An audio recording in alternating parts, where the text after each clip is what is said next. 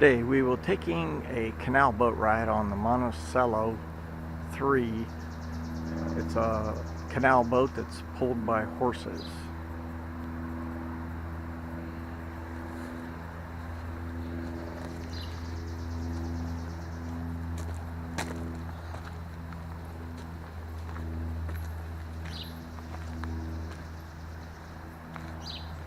Picnic area that you could bring a lunch and picnic.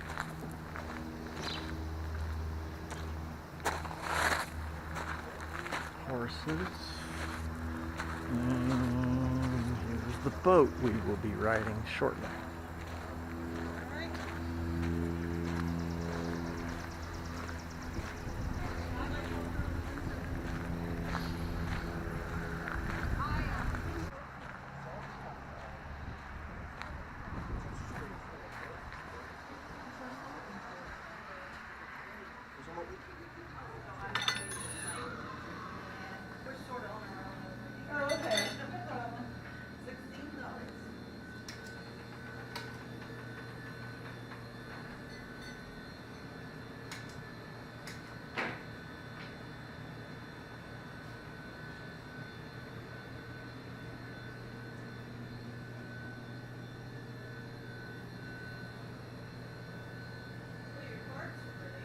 I usually don't know the cards, but that's pretty green. Yeah. This colors are green. Oh, is that right? Yeah.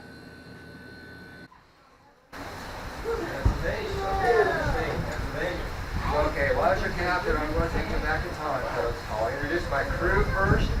Out front of us, we have two Belgian horses, each weighing over 2,000 pounds. The driver's name is Rodney of those animals. The horses' names, they're Rock and Bill. Okay, there's two horses right out there right now. Okay, and they're big animals, of course. They're well fed and so on, and they're not even working very hard. Because our tow line right now, without me even looking, I can tell you it is dragging. So they're not working hard. It's just a nice sound afternoon walk, you might say. All right, now. Back in the tower, the animals would be in tandem. That means one line, one behind the other.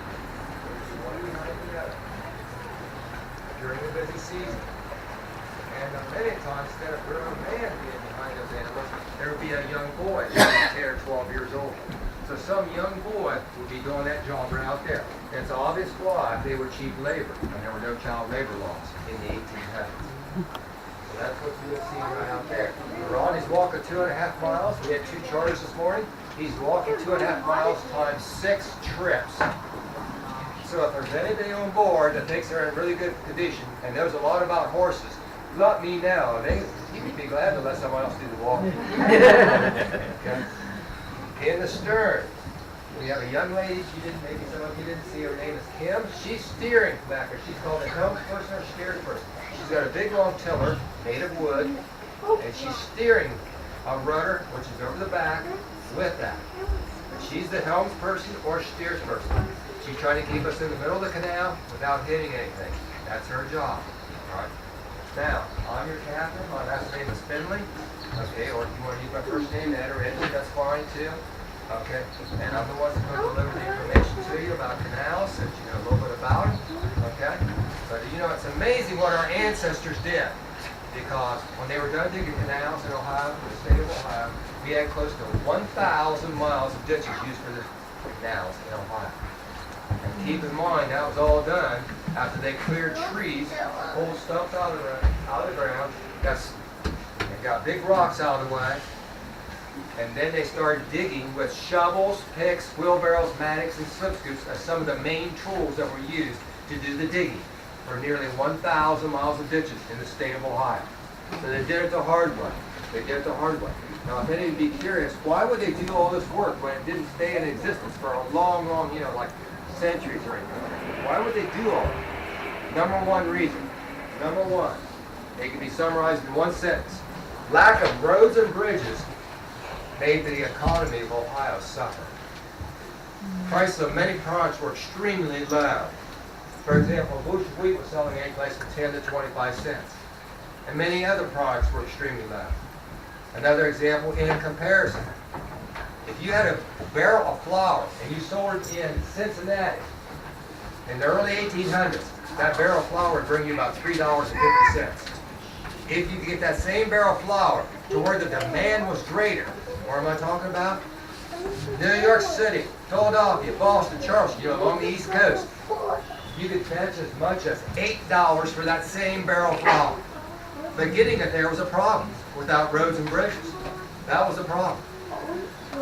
Now you could use rivers. You see earlier today we had a charter. We had 100 people signed up to go from what was called the River Rendezvous. So I brought up the fact about rivers. You could use rivers to transport goods. But did you ever consider in what direction most rivers flow? Did you ever consider that? Mainly south. So you're going to mainly go one direction. Not only that, let me give you a true example of what some farmers did right here in Ohio. They would get a boat and load it up with what was produced right here in Ohio. They would float down the nearest river to here. What river am I talking about? The Muskingum River. It connects to the Ohio River. They didn't stop though. They continued on. If they didn't wreck or drown, they continued on until they got into Mississippi and went down the Mississippi until they reached the International Trading Center. A long trip. And what place am I talking about? You've all heard of it. New Orleans, an international trading center. Sometimes they waited up to 6 months to sell what was on that boat because prices would fluctuate and they wanted to get the best possible price. After selling what was on that boat, they tore the boat apart because it's too hard to go back upstream, against the current, and sold the lumber to the folks in the New Orleans area. And the last step, what they did, maybe you've heard the Natchez Trail, some of yours, but they walked a 1,000-mile trip back to Ohio and hoped they didn't get robbed on the way, because there were robbers. All that. Now I'm going to tell you something else that's factual. Many of those farmers made little or no profit from the whole trip. Now can you imagine doing all that and not getting hardly any money from it? Why would you go on a trip like that? So we needed better transportation. Now another example. You could use wagons to move things back then. How much can you haul in a wagon? If you're lucky, there aren't hardly roads or bridges. If you're lucky, you can haul 1 or 2 tons in a wagon. Well, what about a large freighter? That's a canal boat. How much could you haul on a large freighter? There were freighters, once they finished these canals, going between Akron and Cleveland, and they had 80 tons on them. 80 tons compared to 1 or 2 tons on a wagon. It really made a difference to our economy, folks. It really did. Prices of many products, once they finished those canals in Ohio, doubled, tripled, or quadrupled because of the canals. Now the canal had to be at least 40 feet wide. You notice here we're in a real narrow spot. We've had erosion on this side of this restored section of the Ohio and Erie Canal, and all this brush and trees you see right over here. You would not have seen that back during the canal area. They would have cut it back 20 feet on both sides. That side and that side. And only one side is used for a towpath, right over here, on most canals. One side the animals will walk on.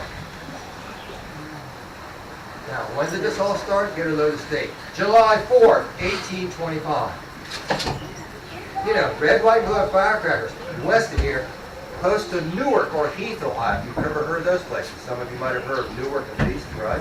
You've heard of Newark? Did you know it's got another name? You didn't know that? I had a group of kids on here from Newark City schools, and they called it NERC. You never heard of it?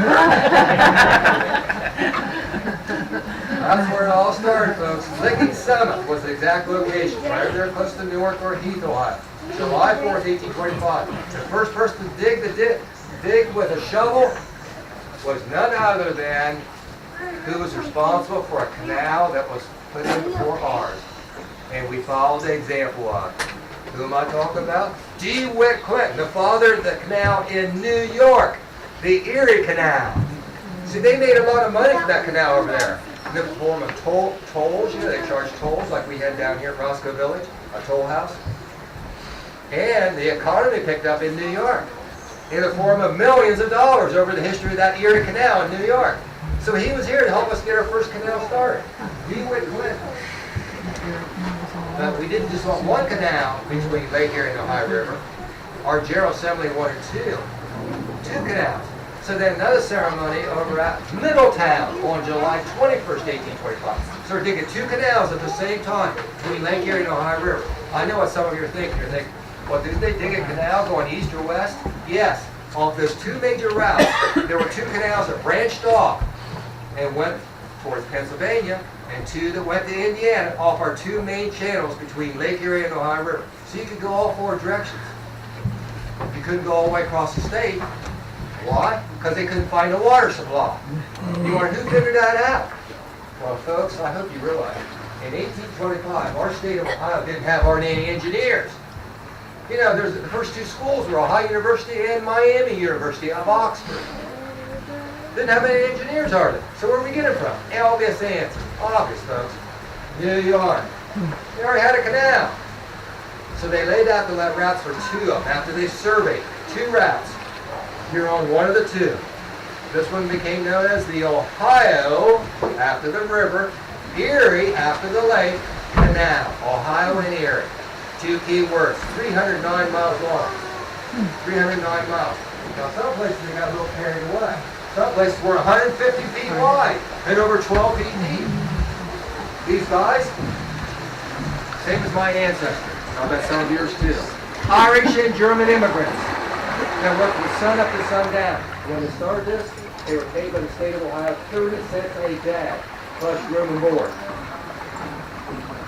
Now, some places when they were digging, had nothing but sand and gravel. So what they do about that? They hauled in clay, and they put clay down for a layer. But if you've ever shoveled dirt, you'll know this about clay. Clay sticks together in lumps. They didn't want lumps up and down through, the canal. So they had to flatten it. Now remember, they didn't have machines back then. There's lots of farmers, though. And what did those farmers have that might help? A lot of livestock. So what did they use quite often? A large flock of sheep. And they'd run those sheep back and forth and back and forth. So they pack that clay down flat. Now, if any of you don't believe me, I'm going to give you a little bit of trivia. One day I was going this narration.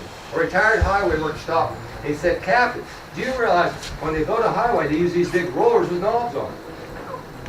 And I said, "Really?" I said, and he said, "Do you know what they're called?" And I said, "No."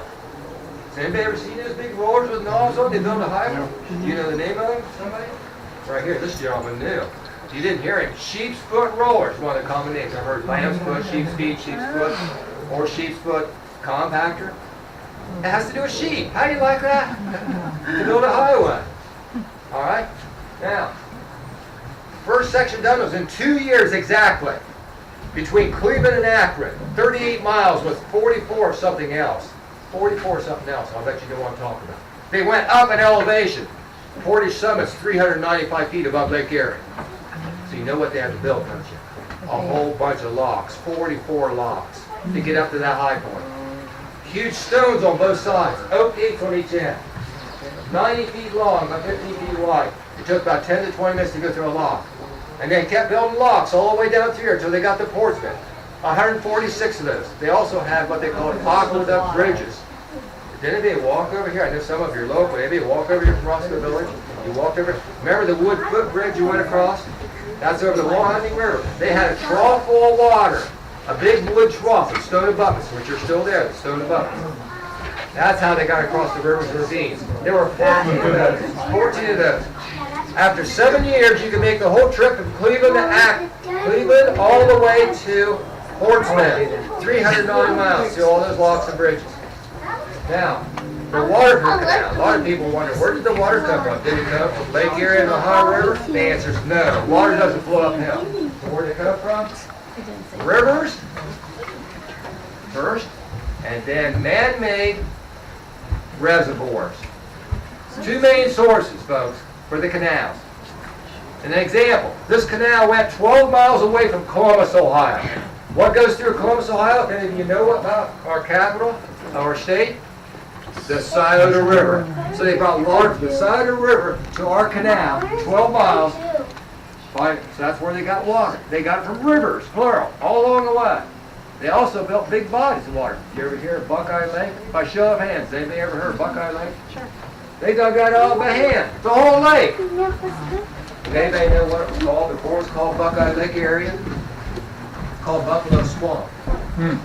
One 15-year-old was digging south of Newark. That's where it's at, by the way, Hebron. He was digging south of Newark. And he said this in a letter to a friend. "I'm cold, wet, sleepy, and my head aches. Why was it cold? Why was it cold? Obviously, it was a cold day. Why was he wet? Wouldn't you get wet walking through a swamp, digging, filling up a wheelbarrow? And you know what happened to a lot of those guys? They died from diseases. Typhoid, smallpox, cholera, and what worst of all, we call it malaria today. They call it canal fever. But they gave him something for medicine. Did you folks know any good medicines to stay in the ones they gave him? You name any medicines? Did you folks know any medicines? Nobody knows any good medicines? Do you ladies know any good medicines? Nothing at all? Penicillin? Oh, you must not have any whiskey. They gave you whiskey. You must not have any whiskey in you, and you must not have any Irish either. The Irish like whiskey. Okay. The Irish like whiskey. Okay. They gave them 4 or 5 jiggers of whiskey instead. And I can assure you that hell, I've seen some of their diaries, and some of those Irishmen, and some of them died quite happy. This right here is called Mudport Basin. They dug this out too. It's a low area. They dug it out. What's it great for? One of the things is turn the boat around like we're going to do a little bit. Where the boats could pass each other. The #1 place where more canal boats were built in Ohio and the nation. #1 place. Buchtel Avenue, Akron, Ohio. More canal boats are built there. So you know we had hundreds and hundreds of canal boats on this canal. So how they pass each other? There's lots of room here. So how would they do it? Okay, we're going upstream. Another boat would have to be on this side of us. They'd have to get their tow line, big rope like we have around there, way down the water, and we get to go right over top their tow line. Now, do all of you believe it worked that easy? And when they got the locks and bridges, sometimes nobody would give up the right of way because time was money, especially if they have produce on it. You know, if I spoil. So what happened instead? Well, I got my own term for it. I hope you understand this. Canal raise. You ever hear canal raise? Right over there, you see 2 captains, 2 crews, and sometimes their wives on that tow back. And there would be one big fight. There were fights. Okay, what happened to all this? There were people who became very, very wealthy. One guy in southeastern Ohio named James Emmett became a millionaire. He owned something like 19 canal boats. So people did make some money. Prices shot up. What happened to all this? They were laying track in the mid-1850s. All over the state of Ohio. By 1860, we had more miles of track in Ohio than any other state. We could not compete with them. I'm sure you guessed it. The Iron Horse, the railroad. We could not compete with them. They were faster. We had a 4-mile-per-hour speed. They pulled more weight. There was a whole bunch of cars behind you. And they operated year round. Our canals were these over. We couldn't compete with them. In 1913, we had a huge flood. A huge flood. Between 6 and 11 inches of rainfall. And it destroyed some of the locks, the bridges, and some of the banks washed out. That ended the canal era. 1913. It completely ended, folks. Now we're going to turn the boat out here a little bit. We're going to see how we turn the boat around. We're going to see how we do it. It's not the way they would have done it typically back during the canal era. They used poles called pikes, and they had a larger crew. So you're going to see how we do it. I have to go up on the roof to help make our turn. And I'm sorry to say, we're not going to get to Cleveland very quick.